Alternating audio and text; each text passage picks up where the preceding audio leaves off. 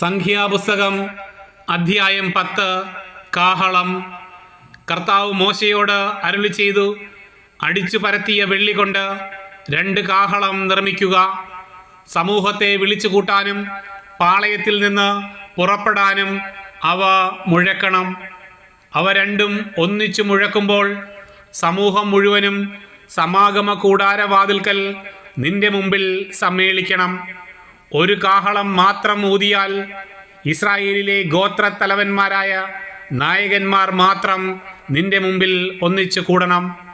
സന്നാഹത്തിനുള്ള ആദ്യ കാഹളം മുഴങ്ങുമ്പോൾ കിഴക്കുവശത്തുള്ള പാളയങ്ങൾ പുറപ്പെടണം. അത് 2ാം പ്രാവശ്യം മുഴങ്ങുമ്പോൾ തെക്ക് വശത്തുള്ള പാളയങ്ങൾ പുറപ്പെടണം. യാത്ര പുറപ്പെടേണ്ടപ്പോഴൊക്കെ സന്നാഹധ്വനി ഉയർത്തണം. സമൂഹം ഒന്നിച്ചു കൂടാൻ കാഹളമൂതുമ്പോൾ സന്നാഹധ്വനി മുഴക്കരുത്. അഹ്റോന്റെ പുത്രന്മാരാണ് കാഹളം മുഴക്കേണ്ടത്. ഇത് നിങ്ങൾക്ക് തലമുറ തോറും എന്നേക്കുമുള്ള നിയമം ആയിരിക്കും. നിങ്ങളുടെ ദേശത്ത് നിങ്ങളെ ഞെരുക്കുന്ന ശത്രുവിനെതിരെ യുദ്ധത്തിന് പോകുമ്പോൾ നിങ്ങളുടെ ദൈവമായ കർത്താവ് നിങ്ങളെ ഓർക്കുന്നതിനും ശത്രുവിൽ നിന്ന് നിങ്ങൾ രക്ഷിക്കപ്പെടുന്നതിനും കാഹളങ്ങൾ സന്നാഹധ്വനി മുഴക്കണം.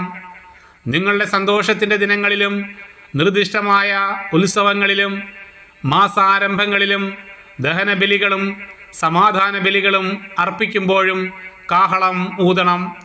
അപ്പോൾ നിങ്ങളുടെ ദൈവം നിങ്ങളെ ഓർമ്മിക്കും.